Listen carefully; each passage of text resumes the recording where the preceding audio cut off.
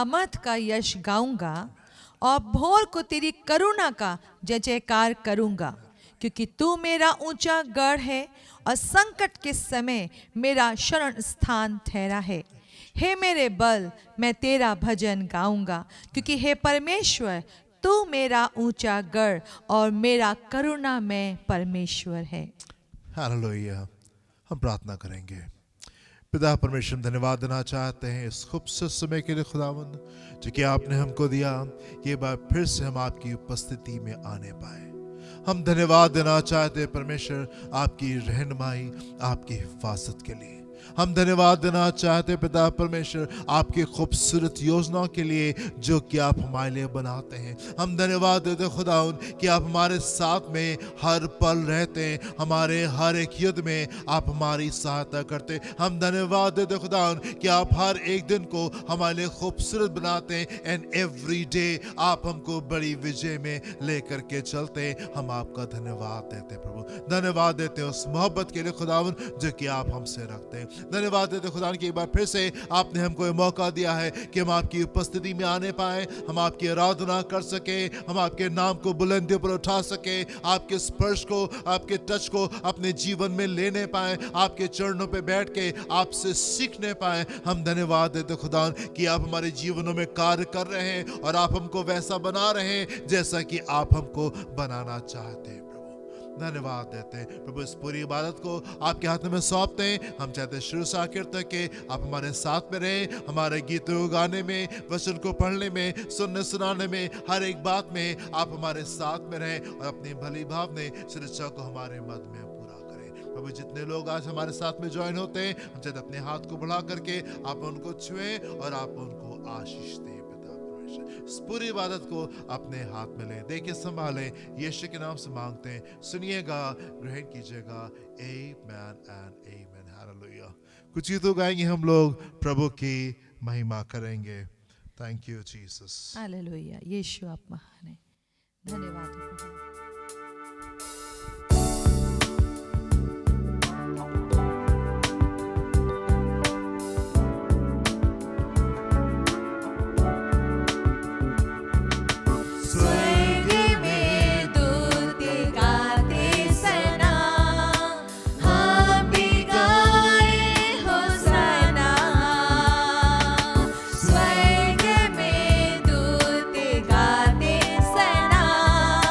हा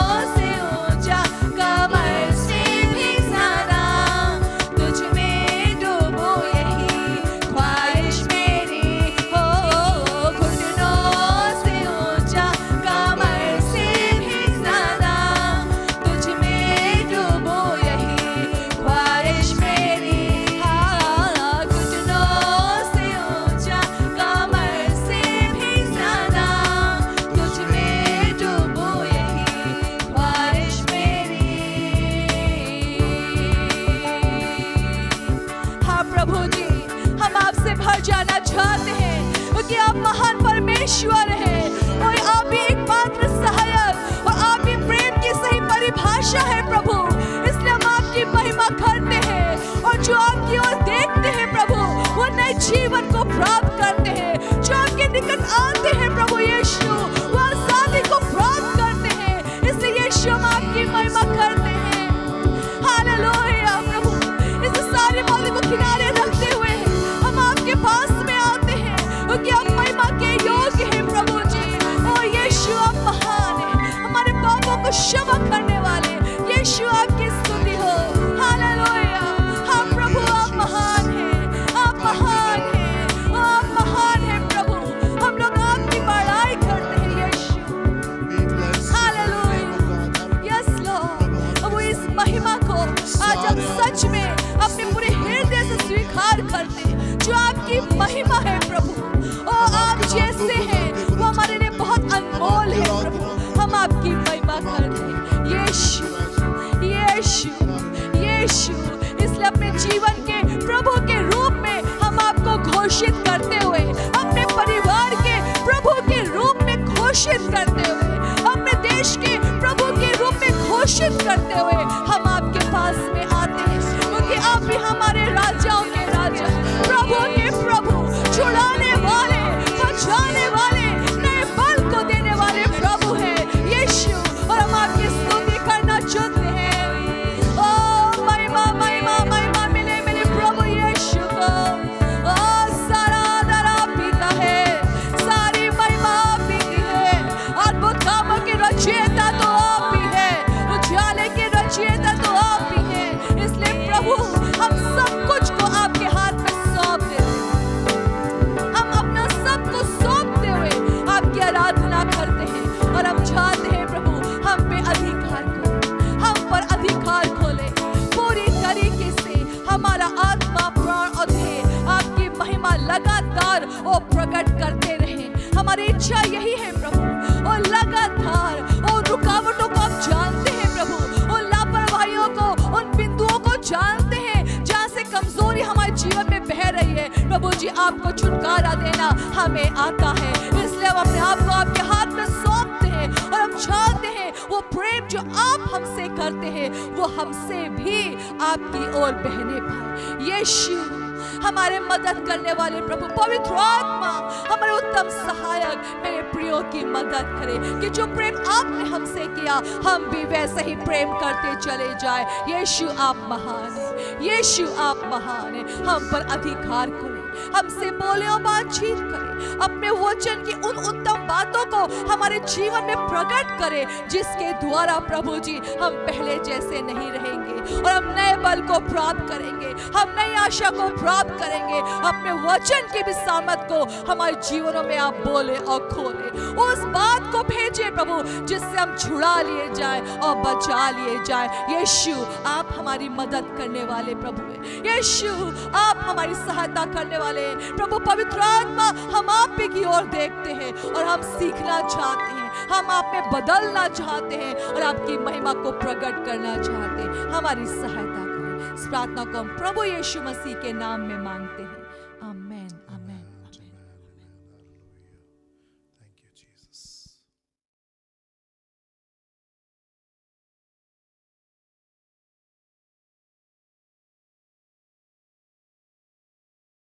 पहला सैमुएल उसका 30वां अध्याय उसके 3 पद से 6 पद को देखेंगे। First Samuel chapter 30 versus 3 to 6। इसलिए जब दाऊद अपने जनों समेत उस नगर में पहुंचा जी। तब नगर तो जला पड़ा था और स्त्रियां और बेटे बेटियां जी। बंदी बनाकर ले जाए गए थे। तब दाऊद और वे लोग जो उसके साथ थे चिल्लाकर इतना रोए कि फिर उनमें रोने की शक्ति ना रही। दाऊद की दोनों स्त्रियां यिज्रेली अहीनोम और कर्मेली नाबाल की स्त्री अबीगैल बंदी बना ली गई थी। और दाऊद बड़े संकट में पड़ा क्योंकि लोग अपने बेटे बेटियों के कारण बहुत शोकित होकर उस पर पथराव करने की चर्चा कर रहे थे। परंतु दाऊद ने अपने परमेश्वर यहोवा को स्मरण करके हियाव बांधा। परंतु दाऊद ने अपने परमेश्वर को स्मरण करके हियाव बांधा। हियाव वादा। इससे पहले कि दाऊद सिंहासन पे बैठता, इससे पहले कि दाऊद राजा बनता, उसके जीवन में जिक्लग आता है, उसके जीवन में जिक्लग आता है और वहां से उसको विजय प्राप्त करके ही आगे बढ़ना पड़ा। जिक्लग एक इंपॉर्टेंट मोड़ दाऊद के जीवन में। इससे पहले कि वो सिंहासन पे बैठे, इससे पहले कि वो राजा बने, उसको जिक्लग को पास करके आगे बढ़ने पड़ा। इससे पहले कि पहला राजा शाऊल चुना जाता, उसके गधे खो गए थे, अपने गधों को ढूंढता ढूंढता वो सैमुएल के पास में पहुंच जाता है। बहुत कोशिश की पर गधे उसको नहीं मिले, पर उस प्रोसेस में उसकी मुलाकात सैमुएल से हो जाती है एंड वो अगला राजा चुना जाता है। इससे पहले कि अब्राहम इसहाक को प्राप्त करता, कई दौर उसके जीवन में निराशा के आए और इसहाक की पैदाइश से 1 साल पहले जब स्वर्गदूत अब्राहम के पास में आता है, हम देखते हैं सैरा को कि स्वर्गदूत की बात को वो सुन करके वो मुस्कुराती है और वो सोचती है अब तो मैं बूढ़ी हो गई हूं, अब क्या ये खुशी मुझे मिल पाएगी। इससे पहले कि मूसा बनता, इससे पहले कि मूसा जो था वो अपने लोगों को रिहा करने पाता, इससे पहले कि मूसा के द्वारा व्यवस्था आती और वो मंदिर की स्थापना होती, मूसा को 40 साल जंगल में बिताने पड़े। 40 साल तक के वो भेड़ बकरियों को चराता रहा, 40 साल तक के वो प्रार्थना करता रहा। डेफिनेटली उसके जीवन में कई बार निराशा के दौर आए होंगे, पर 40 साल तक के वो प्रार्थना में लगा रहा, विश्वास में टिका रहा और उसके बाद में हम देखते हैं कि परमेश्वर ने उसके विश्वास का उसको बहुत बड़ा प्रतिफल दिया। इससे पहले कि याकूब का नाम बदला जाता, इससे पहले कि याकूब इस्राएल कहलाता, हम देखते कि याकूब के जीवन में वो मोड़ आता है जब वो साऊ से मुलाकात करने जा रहा था और वो डर रहा था कि साऊ 400 लोगों के साथ में आ रहा है और उसका क्या होगा, उसके बच्चों का क्या होगा, उसकी पत्नियों का क्या होगा, उसका क्या होगा, क्योंकि साऊ ने तो ये कसम खाई थी कि वो याकूब को मार देगा। याकूब एक ऐसे मोमेंट से होके गुजरता है जबकि उसको बहुत डर लग रहा था, बहुत बेचैन था कि कहीं उसका सब कुछ बर्बाद ना हो जाए। इससे पहले कि इस्राएल कनान देश में पहुंचे, उनको लाल समुंदर से होकर के गुजरना पड़ा। मेरे प्रियो, इससे पहले कि दाऊद जो है वो सिंहासन के ऊपर बैठे, इससे पहले कि दाऊद जो है वो राजा होने पाए, जिक्लग वहां पे आता है, जिक्लग वहां पे आता है एंड दाऊद को जिक्लग को विजय प्राप्त करनी पड़ी, उसको जीतना पड़ा जिक्लग को। और उसके बाद में हम देखते हैं कि सडनली अचानक से परमेश्वर जो है वो उसको सिंहासन तक के लेकर के चले जाते। इतना लंबा समय, 13 लंबे साल उसके जब अंत होते, उससे पहले एक ऐसा मोड़ उसके जीवन में आता है जबकि वो बहुत निराश हो जाता है, बहुत दुख में जाता है, बहुत बड़ा संकट उसके ऊपर आने पाता है, पर उसको जीतना पड़ा। इससे पहले कि दाऊद सिंहासन में बैठे, इससे पहले कि दाऊद राजा बने, जिक्लग को उसको जीतना पड़ा। जिस समय इस्राएल जो था वो लाल समुद्र के सामने खड़ा था और परमेश्वर ने कहा जिन मिस्रियों को तुम आज देखते हो उनको दोबारा से तुम फिर कभी नहीं देखोगे। सो मेरे प्रियो, इस मिस्रियों से उनको अपने आप को बरी करने से पहले उनको जरूरी था कि वो लाल समुद्र को पार करने पाए। अगर वो लाल समुद्र को पार नहीं करते तो मिस्रियों से भी वो कभी अलग नहीं हट पाते। मिस्री जो थे वो उनके जीवन में हमेशा रहने पाते यदि वो लाल समुद्र को पार नहीं जाते, पर क्योंकि उन्होंने परमेश्वर की आज्ञा के अनुसार लाल समुद्र को पार किया, मिस्री अब उनके जीवन का हिस्सा नहीं होने पाए। दाऊद के जीवन में एक बहुत इंपॉर्टेंट मोड़ आता है मेरे प्रियो, और वो जिक्लग है। हम देखेंगे यहाँ पे क्या लिखा हुआ है, 6 से 8वें पद के बीच में देखेंगे यहाँ पे क्या लिखा हुआ है। और दाऊद बड़े संकट में पड़ा जी, क्योंकि लोग अपने बेटे बेटियों के कारण बहुत शोकित होकर जी, उस पर पथराव करने की चर्चा कर रहे थे। जी, परंतु दाऊद ने अपने परमेश्वर यहोवा को स्मरण करके हियाव बांधा। दाऊद बड़े संकट में है। जो कुछ दाऊद का है, जो कुछ दाऊद के लोगों का है, सब कुछ लुट गया। अमलेकी आए और वो सब कुछ जो थे, वो जो उनका था, वो लूट करके करके लेकर के चले गए। जब ये जिक्लग में पहुंचते वहां पे देखते कि जो कुछ इनका था वहां पे कुछ नहीं है। उनके तंबू जल करके राख हो चुके थे। There was nothing there। जो कुछ दाऊद का था वो सब खत्म हो चुका था। दाऊद के वो लोग जो कि दाऊद के साथ में इतने साल तक के वफादारी के साथ में लगे हुए थे, आज वो भी उसके विरोध में आकर के खड़े हो गए। Dawood, David is all alone. Dawood बिल्कुल अकेला है।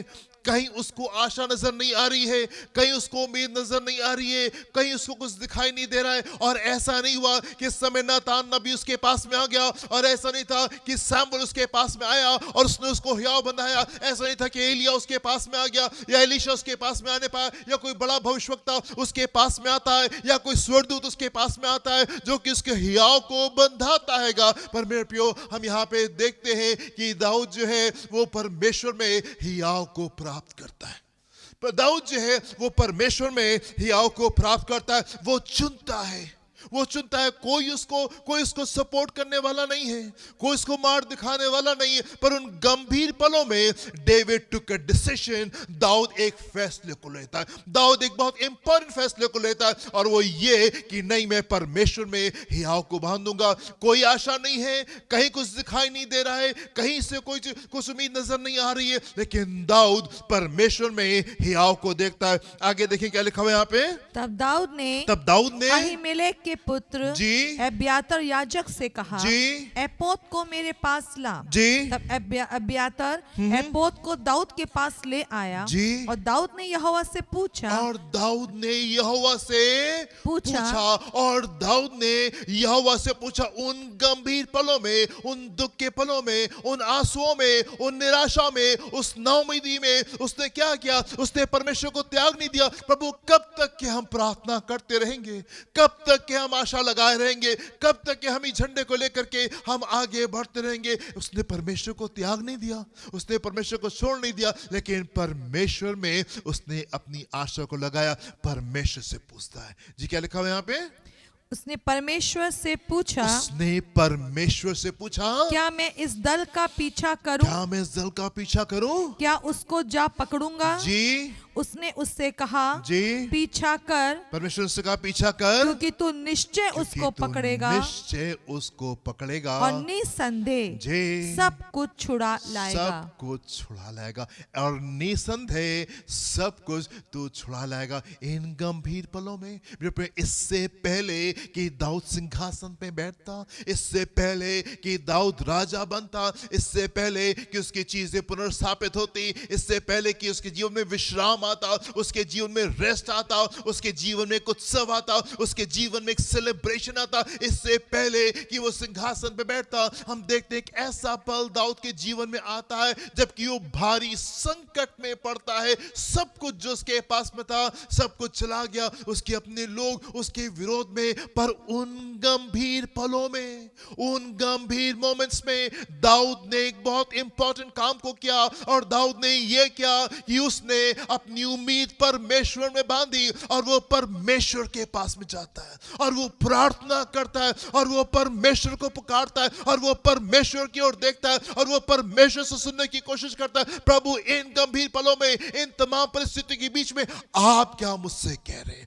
आप क्या मुझसे कह रहे? और जैसा परमेश्वर ने उससे कहा, वो हियाव बांध करके आगे जाता है और अपना सब कुछ के साथ में वापस आता है, अपने सब कुछ के साथ में वापस आता है। मेरे प्रभु, मैं आपसे कहना चाहता हूं, इससे पहले कि वो सिंहासन आए, इससे पहले कि वो डिस्टिंक्शन आने पाए, इससे पहले कि नई पहचान आने पाए, इससे पहले कि वो बड़ा प्रतिफल आने पाए, हमको अपने युद्धों को लड़ना है, और हमको अपने युद्धों को जीतना सीखना है। हमको सीखना है कि अपनी सारी बातों के साथ में, अपने सारे दुख, अपने सारे आंसू, अपनी सारी निराशाओं के साथ में हमको परमेश्वर के सम्मुख आना है, और हमको विश्वास करना है, हाँ परमेश्वर आप हमारे साथ में हैं, और आपकी वजह से हम जीत जाएंगे। हमको परमेश्वर के सम्मुख आना है, हमको परमेश्वर के सम्मुख निकल के आना है।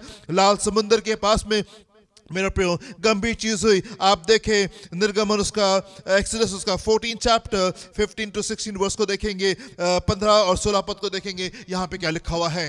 तब यहोवा ने मूसा से कहा, तब यहोवा ने मूसा से तू कहा, क्यों मेरी दुहाई दे रहा क्यों है? मेरी दुहाई दे रहा है? यहाँ पे क्या होता है मेरे प्रियो कि सामने लाल समुंदर है, आप जानते हैं सामने लाल समुंदर है और पीछे फिरौन की फौजें चली आ रही है, कहीं कोई रास्ता नहीं है, कहीं कोई रास्ता नहीं है। इस्राएलियों को मौत अपने सामने दिखाई दे रही है, उनको लग रहा है मिस्री आएंगे और हमको मार करके हमको खत्म कर देंगे। उन गंभीर पलों में जबकि लोग मूसा से झगड़ा कर रहे, जबकि लोग मूसा से कह रहे, मूसा तुम हमको यहाँ पे क्यों ले आए, हम तो मिस्र में ही बेहतर थे, तो हमको यहाँ पे मारने के लिए क्यों यहाँ पे लेकर के आ गए। उन गंभीर पलों में व्हाट हैपेंस हियर, यहाँ पे मूसा क्या करता है, ये यहाँ पे जो बड़ी विजय आती है वो क्यों कर यहाँ पर बड़ी विजय आती है। मूसा यहाँ पे क्या कर रहा है? Verse number 15 one more time. तब यहोवा ने मूसा से कहा, तब यहोवा ने मूसा से कहा, तू क्यों मेरी दुहाई दे रहा है? मूसा यहोवा की दुहाई दे रहा है। इन गंभीर पलों में, इन आंसुओं में, इन दुखों में, इन नाउमीदी में, इस निराशा के दौर के बीच में मूसा क्या कर रहा है? मूसा परमेश्वर की दुहाई दे रहा है। मूसा परमेश्वर को पुकार रहा है, मूसा परमेश्वर के सामने जाके ठहरता है, प्रभु आप क्या कह रहे हैं इन गंभीर परिस्थितियों में, इन गंभीर पलों में? Lord what are you saying, आप क्या कह रहे हैं? वो परमेश्वर की दुहाई देता है। एंड परमेश्वर यहाँ पे मूसा से कह रहे, मूसा तुम मेरी दुहाई क्यों दे रहे हो जी? इसराइलियों को आज्ञा दे, इसराइलियों को आज्ञा दे दे कि यहाँ से कूच करें, यहाँ से कूच करें, और तू अपनी लाठी उठाकर जी, अपना हाथ जी, समुद्र के ऊपर बढ़ा, जी, और वो दो जी, भाग हो जाएगा। और वो दो भाग तब हो जाएगा। इस्राएली जी, समुद्र के बीच होकर जी, स्थल ही स्थल जी, पार चले जाएंगे। Amen and amen. You know, मैं आपसे कहना चाहता हूँ, if you have a problem, अगर आपके पास में दिक्कत है, अगर आपके पास में समस्या है, अगर आपको इसमें समाधान दिखाई नहीं दे रहा, मैं आपसे कहना चाहता हूँ, इन परिस्थितियों में, इन चीजों में कोई समाधान को नहीं बता पाएगा आपको, कोई समाधान, कहीं आपको समाधान दिखाई नहीं देगा। बहुत आवश्यक है कि आप परमेश्वर के सामने आए, बहुत आवश्यक है कि आप परमेश्वर के सामने आए, उसके सामने ठहरे, आप उसकी दुहाई दें, आप उसको पुकारें, अपनी आशा को आप परमेश्वर में लगाएं। और मैं आपसे कहना चाहता हूं, परमेश्वर पूरे ब्लूप्रिंट को आपके सामने दे देंगे, तुम ऐसा करो, तुम ऐसा करो, और तुम ऐसा करो, और ऐसा होगा, और ऐसा होगा, और ऐसा होगा। परमेश्वर पूरे ब्लूप्रिंट को आपको दे देंगे। मूसा ने यही किया, परमेश्वर के सामने ठहरा, परमेश्वर को पुकारा। परमेश्वर ने मूसा से कहा, मूसा तुम मेरी दुहाई क्यों दे रहे हो? मैं तमाम बातें तुमको पहले से बता चुका हूं। लोगों को आज्ञा दो कि वो आगे बढ़े, लोगों को आज्ञा दो कि वो आगे बढ़े, और जब वो आगे बढ़ेंगे विश्वास में, तब रास्ता निकलेगा। जब वो विश्वास में आगे बढ़ेंगे तब रास्ता निकलेगा। ऐसा नहीं है कि मूसा यहाँ पे पहुंचता है और रास्ता यहाँ पे पहले से तैयार था। इसराइली यहाँ पे पहुंचते और यहाँ पे रास्ता पहले से तैयार था, पर उनको पहले आगे बढ़ना पड़ा विश्वास में, और तब यहाँ पे रास्ता निकलता है। परमेश्वर ने मूसा से कहा, मूसा अपनी लाठी उठाओ, अपना हाथ उठाओ समंदर की ओर, और वो दो भागों में हो जाएगा, और वो दो भागों में हो जाएगा। एंड मूसा और उसके लोग यहाँ पे परमेश्वर की बात के ऊपर विश्वास करने को तैयार है।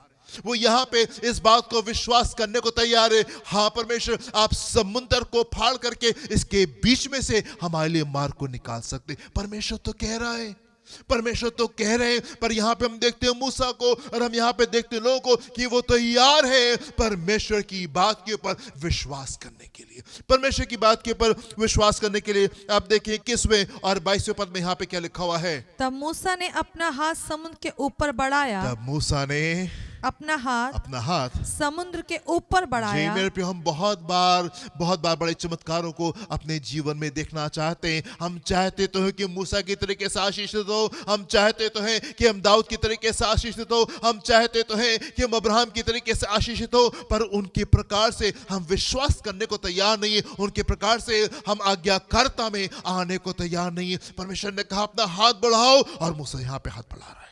परमेश्वर ने कहा हाथ बढ़ाओ, लोगों को आज्ञा दो, और हम देख रहे हैं मूसा को हाथ बढ़ाए हुए यहाँ पे लोगों को आज्ञा देते हुए। जी क्या लिखा हुआ है?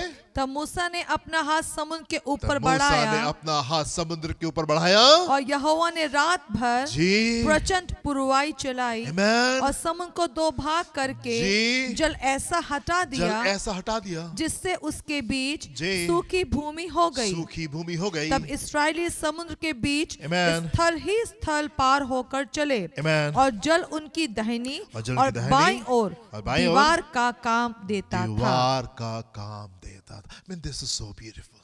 This is so beautiful. You know, ये लोग तैयार थे उन तमाम आंसुओं में, निराशा में। उनको लग रहा था अब तो मिस्री नहीं छोड़ेंगे, हम यहाँ पे क्यों आ गए, अब तो हम मार दिए जाएंगे। पर जब मूसा ने आज्ञा दी आगे बढ़ो, हम देखते हैं कि लोग आगे बढ़ते हैं परमेश्वर की आज्ञा के अनुसार। जैसे ही मूसा अपने हाथ को समुद्र की ओर बढ़ाता है, एक बहुत कसके हवा जो थी वो चलने लगी, समुद्र दो भागों में हो गया और हम देखते हैं सूखी भूमि जो है वो वहां पे तैयार हो गई। और इस्राएली जो है वो लाल समुद्र को पार करते, लाल समुद्र को पार करते हैं। पर जब वो लाल समुद्र को पार कर रहे थे, उनके दाहिनी तरफ और बाईं तरफ दोनों तरफ पानी की दीवारें थी, पानी की दीवार थी। जब वो निकल रहे थे, जब वो वहां से पास हो रहे थे, वो उस दीवार को अपने साइड में देख रहे थे, इस तरफ और उस सब दोनों तरफ पानी की दीवारें थी। पर वो विश्वास करने को तैयार थे, पर वो विश्वास करने को तैयार थे, कहीं ये पानी छूट गया और ये तो हमको बहा देगा, कैसे क्या। ढेर सारे प्रश्न उनके दिमाग में हो सकते थे, पर वो ढेर सारे प्रश्न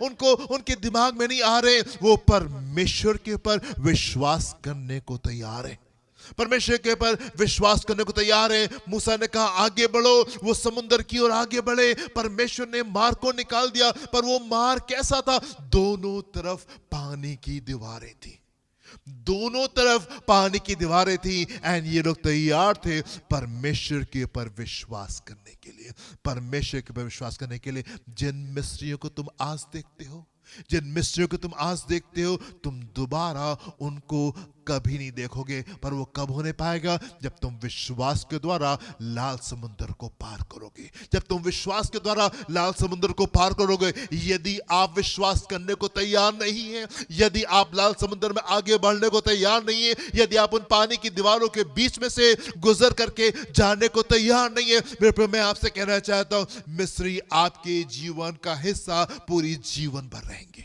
मिस्री आपके जीवन का हिस्सा पूरे जीवन भर रहेंगे एंड पूरे जीवन भर वो आपको परेशान करते रहेंगे। पर यदि आप इन मिस्रियों से जय पाना पाते हैं, आप जय पाना चाहते हैं, तो बहुत आवश्यक है मेरे प्रियो कि आप परमेश्वर के ऊपर विश्वास करके आप उस मार्ग से आप आगे की ओर निकल करके जाने पाए। परमेश्वर की योजना आपके लिए हानि की नहीं है, परमेश्वर की योजना आपके लिए हानि की नहीं है। जब परमेश्वर ने लाल समुद्र से इस्राएलियों को पार किया, तो एक भी इस्राएली डूबने नहीं पाया। परमेश्वर की इच्छा, परमेश्वर की योजना है आपके लिए हानि की नहीं है, पर वो इसलिए है कि वो आपको ऊपर की ओर उठाने पाए और आपको सिर बनाए और पूछ नहीं, आपको एक अलग किस्म की जाति बनाए, आपको एक अलग किस्म के लोग बनाए। परमेश्वर की इच्छा आपके जीवन में ये है कि ये वाली बात सब तरफ फैल जाए और लोग जानने पाए कि इनका परमेश्वर एक सामर्थी परमेश्वर है, इनका परमेश्वर एक सामर्थी परमेश्वर। इससे पहले कि दाऊद सिंहासन के ऊपर बैठता, उसको जिक्लग को पार करना पड़ा। इससे पहले कि इस्राएल कनान जाता, उसको उस पल को पार करना पड़ा, लाल समुद्र को उसको पार करना पड़ा। अब्राहम के जीवन में हम देखते हैं 25 साल उसने इंतजार किया परमेश्वर के वायदे का। 25 long years he waited और faithfully वो विश्वास में वो बना रहा और वो टिका रहा। और मेरे पे हम देखते हैं एक खूबसूरत काम उसके जीवन में होता है। हम देखेंगे उत्पत्ति उसका 18वां अध्याय उसके 10 से 14 पद को देखेंगे। यहाँ पे क्या लिखा हुआ है।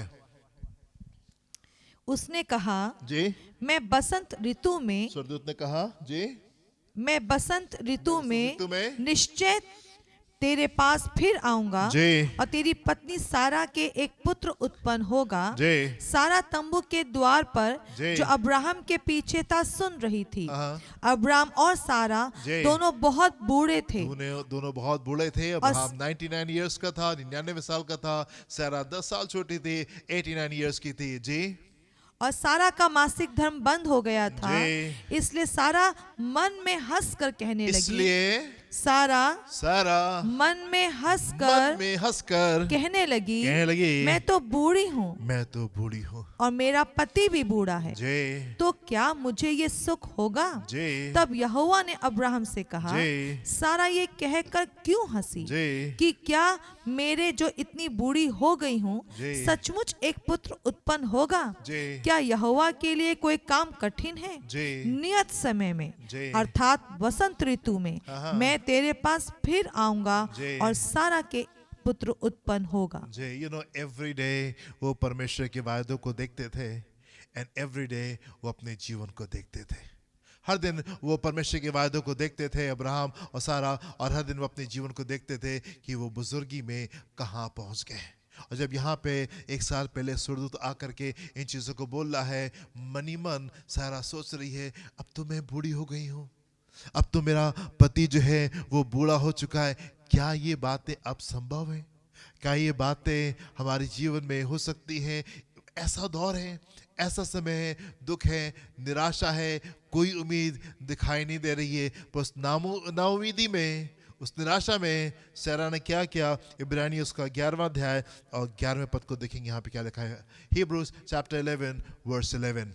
विश्वास से सारा ने जी आप बूढ़ी होने पर भी, सारा के बारे में जब फाइनल अकाउंट लिखा जा रहा है, जब उसकी कहानी फाइनली लिखी जा रही है, आखिर में जब लिखी जा रही है, तो क्या लिखा हुआ है यहाँ पे? विश्वास से सारा ने आप बूढ़ी होने पर भी गर्भ धारण करने की सामर्थ पाई जी, क्योंकि उसने प्रतिज्ञा करने वाले को सच्चा जाना था। क्योंकि उसने प्रतिज्ञा करने वाले को सच्चा जाना था। क्योंकि उसने प्रतिज्ञा करने वाले को सच्चा जाना था। वन मोर टाइम, फिर से पढ़ेंगे पूरे पद को। विश्वास से सारा ने आप बूढ़ी होने पर भी गर्भ धारण करने की सामर्थ पाई।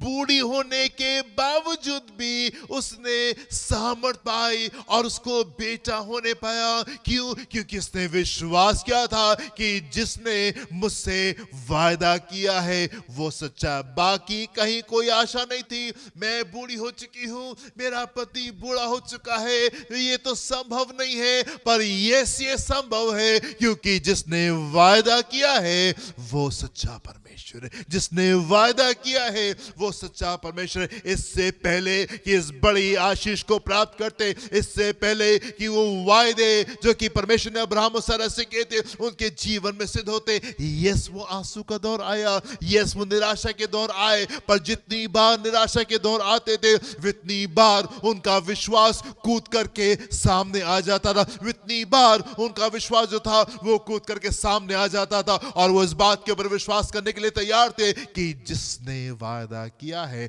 वो सच्चा है, जिसने वायदा किया है वो सच्चा है। हालेलुया। मेरे प्रियो, हम यूसुफ के जीवन में देखते, इससे पहले कि वो प्रधानमंत्री बनता, इससे पहले कि प्रधानमंत्री बनता, यस वो पोतीफर के घर में रहा, यस वो जेल में रहा। पर जब वो जेल से बाहर निकलता है, फिरौन के सामने आकर के खड़ा होता है, उसको फिरौन के सपने का मतलब बताना था। उसको फिरौन के सपने का मतलब बताना था, वो मतलब जो कि बाकी कोई और जन नहीं बता पा रहा था। जो कुछ फिरौन ने देखा था उसका अर्थ कोई और नहीं बता पा रहा था फिरौन को, और वो काम यूसुफ को करना था। एंड क्योंकि ये 13 लंबे साल जो कि यूसुफ के जीवन में थे, जो कि मुश्किल के थे, पर इन 13 लंबे सालों ने यूसुफ को कड़वा नहीं बना दिया, यूसुफ को बुरा नहीं बना दिया। यूसुफ का परमेश्वर का रिश्ता जो था वो टूट नहीं गया, वो बिखर नहीं गया, पर विद एवरी पासिंग डे, हर दिन ये रिश्ता और गंभीर होता गया, ये रिश्ता और खूबसूरत होता गया, ये रिश्ता और मजबूत होता गया। एंड यहाँ पे हम देखते हैं जिस समय वो समय आया कि वो डिलीवर करे, जिस समय वो समय आया कि वो दिखाने पाए कि वो परमेश्वर का जन है, उसने राजा को उसके सपने का मतलब बता दिया। एंड एक ही दिन में जेल से वो सिंहासन तक के पहुंच गया। कैसे? वो सपने का मतलब उसको वहां पे बताना था। और उसके लिए क्या करना पड़ा? उसके लिए उसको परमेश्वर की ओर देखना पड़ा। प्रभु आप बताइए, आप क्या कह रहे हैं? प्रभु आप बताइए आप क्या कह रहे हैं?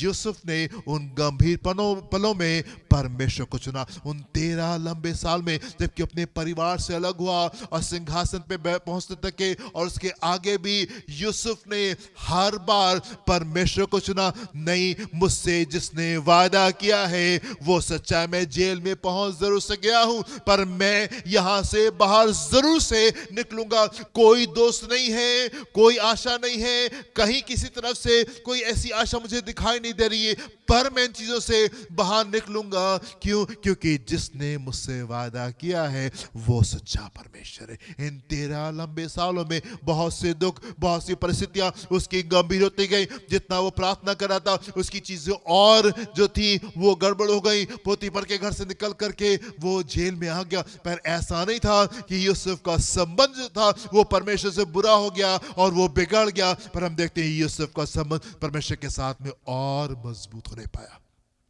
और मजबूत होने पाए। और जब वो पल आता है, जब वो मोमेंट आता है कि उसको डिलीवर करना था, उसको सपने का मतलब बताना था, हम देखते हैं कि उसने प्रिसाइसली, बिल्कुल सटीक तरीके से उसने उस मतलब को बताया। क्योंकि परमेश्वर के साथ में वो खूबसूरत रिश्ते में था।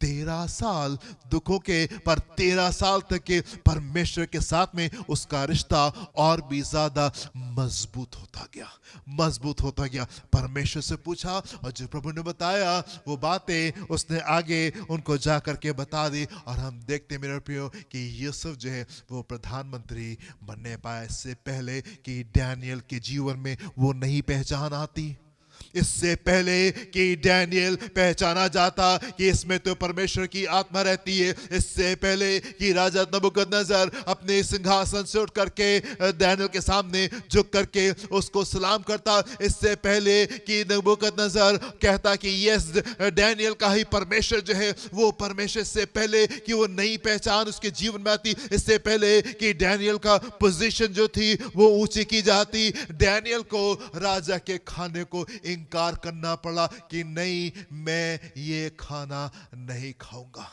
वो मोमेंट आया जबकि उसको आज्ञाकारिता दिखानी पड़ी। ये एक बड़ी गंभीर बात थी क्योंकि इस बात के द्वारा वो मर भी सकता था, वो मारा भी जा सकता था। लेकिन मेरे प्रियो हम देखते हैं कि डैनियल ने आज्ञाकारी होना चुना।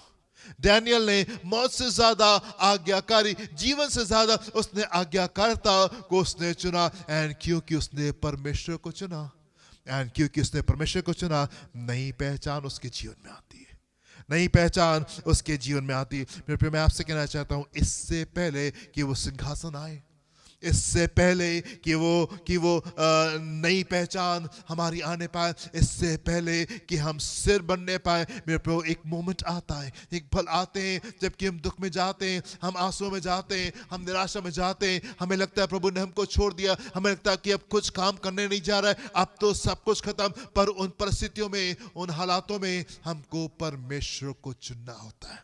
उन परिस्थितियों में, उन हालातों में हमको परमेश्वर को चुनना होता है। और जब हम परमेश्वर को चुनते हैं, बड़ी विजय हमारे जीवन का हिस्सा होती है। क्योंकि परमेश्वर की कोई भी योजना, उसकी कोई भी कल्पना हमारे लिए हानि की नहीं है। उसकी कोई योजना, कोई कल्पना हमारे लिए हानि की नहीं है। वो हमारे साथ में चल रहा है, एंड यदि वो हमारे साथ में चल रहा है, हर युद्ध को हम जीतने पाएंगे। Every day is going to be a miracle for us. प्रतिदिन हमारे लिए आश्चर्य कर्म जो है वो होने पाएंगे और हम विजय में प्रवेश करने पाएंगे। परमेश्वर की इच्छा ये है कि उसकी कलीसिया की नई पहचान होने पाए। हम जिस दशक में चल रहे मेरे प्रियो, ये नई पहचान का दशक है। परमेश्वर अपनी कलीसिया को नई पहचान दे रहे, परमेश्वर अपने लोगों को नई पहचान दे रहे। एंड ये नई पहचान कब आएगी? ये नई पहचान तब आएगी जब आपके जीवन में विजय आने पाएगी, जब आपके जीवन में विजय आने पाएगी। गोलियत को देख करके आप डर के मत भागे, गोलियत को देख करके आप ये मत कहें प्रभु ये मेरे जीवन में क्यों आ गया, इसको हटा दीजिए। आप जीतना सीखें, आप जीतना सीखे। गोलियती है जो कि आपके जीवन में नई पहचान को लेकर के आएगा। अभी तक के जो कुछ आप कर रहे हैं वो तो खामोशी में हो रहा है, किसी को दिखाई नहीं दे रहा है, पर जब आप गोलियत के ऊपर विजय को प्राप्त करेंगे, फिर मैं आपसे कहना चाहता हूं, नई पहचान आने पाएगी, नई पहचान आने पाएगी। इससे पहले कि दाऊद सिंहासन पे बैठे, इससे पहले कि दाऊद के जीवन में चीजें रिस्टोर होने पाए, इससे पहले कि दाऊद के जीवन में विश्राम आने पाए, इससे पहले कि दाऊद का सिंहासन जो है वो ऊंचा किया जाए, जिक्लग उसके जीवन में आता है। जिक्लग उसके जीवन में आता है, जहां पे सब कुछ उसका चला जाता है, जहां सब कुछ उसका चला जाता है। और एक फैसला उसको खत्म भी कर सकता था, पर एक फैसले ने उसके जीवन को बदल दिया।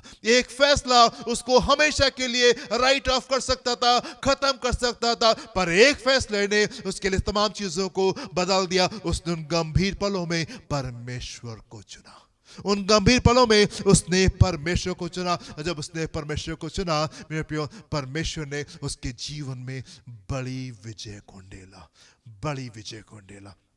आप स्मरण रखें उन वायदों को जो कि परमेश्वर ने इस मौसम के लिए हमसे किए हैं। आप स्मरण रखें, आप याद रखें उन वायदों को, जबकि आप इस साल में आगे की ओर बढ़ रहे, आप याद रखें उन वायदों को जो परमेश्वर ने इस साल के लिए किए। हम देखेंगे शाया उसका 40वां अध्याय उसके 29वें पद को देखेंगे। परमेश्वर यहाँ पे क्या कह रहे हैं? वो थके हुए को बल देता है जी, और शक्तिहीन को जी बहुत सामर्थ देता है। one more time क्या लिखा हुआ है? वो थके हुए को बल देता है और शक्तिहीन को बहुत सामर्थ देता है। वो थके हुए को बल देता है।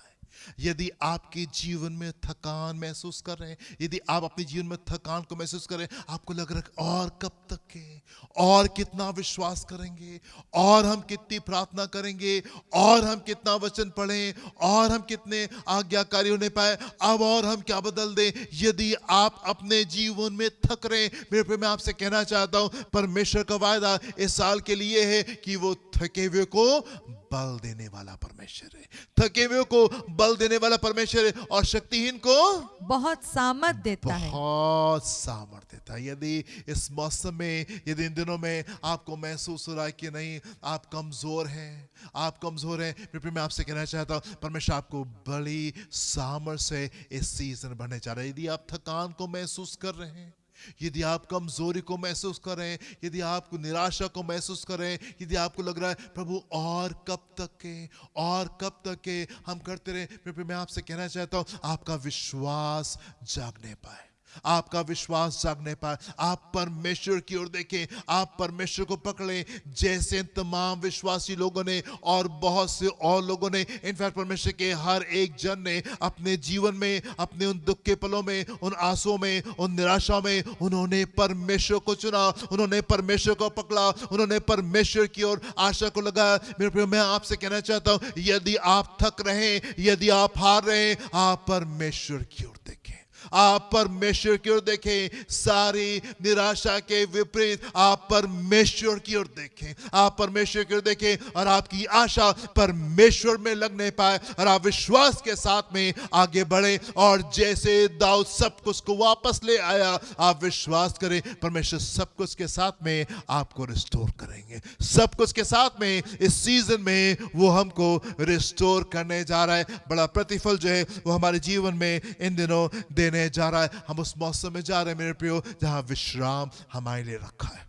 हम उस मौसम में जहां पे चीजें जो खो गई हैं वो वापस हमारे जीवन में लौट करके आने पाएंगी। हम उस सीजन में जा रहे हैं जहां पे बड़ा परिवर्तन आने वाला है। हम उस सीजन में जा रहे हैं जहां पे परमेश्वर बड़े सेलिब्रेशन की बात, बड़े उत्सव की बात हमसे कर रहे हैं। आप परमेश्वर की सुने, जैसा सैरा ने और अब्राहम ने किया। उन गंभीर पलों में उन्होंने ये सुना कि परमेश्वर क्या कह रहे हैं, उन्होंने ये सुना कि परमेश्वर क्या कह रहे हैं, परमेश्वर की बातों को सुना। जैसे इस्राएल ने परमेश्वर की बातों को सुना और उन्होंने उस दीवार के बीच में से, पानी की दीवारों के बीच में से वो चलने को तैयार हुए। नहीं, जिसने वायदा किया है वो सच्चा है। मैं आपसे कहना चाहता हूं मेरे प्रभु, आपका विश्वास जागने पाए, आपका विश्वास जागने पाए।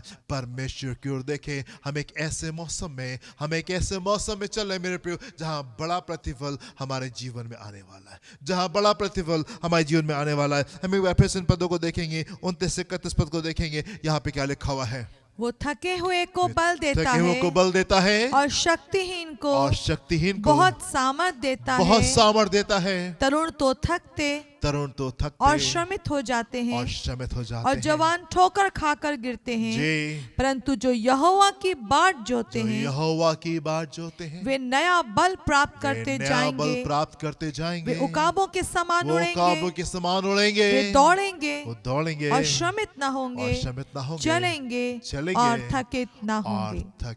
मैं आपसे कहना चाहता हूँ, अपने सपनों को आप खत्म मत कर दीजिए, अपने सपनों को आप मर मत जाने दीजिए। आप परमेश्वर के सामने आए, अपनी चीज़ों के साथ में आप हार को एक्सेप्ट ना कर लें। हो सकता है आपने बहुत युद्ध को लड़ा हो और आपको लग रहा हो कि नहीं अब सब खत्म, और आप निराशा में हो करके बैठ गए हो। मैं आपको विश्वास दिलाना चाहता हूँ, मैं चाहता हूँ कि आपका विश्वास जागने पाए। उन चीज़ों के लिए, जिन बातों के लिए आप हार करके बैठ गए, आपका विश्वास जागने पाए। अपने सपनों के लिए आप जाएं, आप परमेश्वर के सम्मुख आएं और आप परमेश्वर पे विश्वास करें। क्योंकि मैं आपसे कहना चाहता हूं, ये वो मौसम है जिसमें परमेश्वर नए दरवाजों को खोलने जा रहे हैं, नए दरवाजों को आपके लिए खोलने जा रहे हैं। ये मौसम में प्रभु अद्भुत तरीके से कार्य को करेंगे और आप चीजों को जल्दी से होते हुए देखेंगे। यदि आप वो जनते समय से आपने चीजों के ऊपर आशा लगाई है, अब्राहम की तरीके से शायद आप बहुत लंबे समय तक के चीजों में आशा लगाए हो,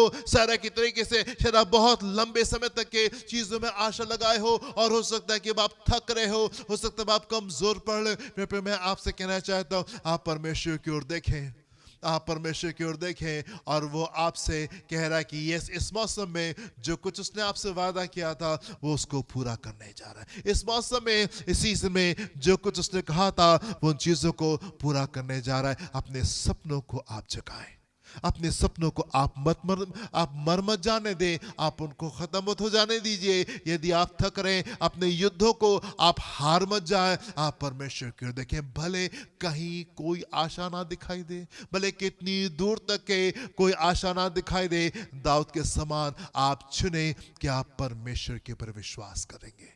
आप चुने कि आप परमेश्वर के ऊपर विश्वास करेंगे। परमेश्वर के सम्मुख जाएं, परमेश्वर के सामने ठहरे, परमेश्वर के सामने ठहरे। आप देखें दाऊद को, जब उसका बच्चा बीमार हुआ, कैसे वो दिन भर और रात भर परमेश्वर के सामने वो ठहरा रहा।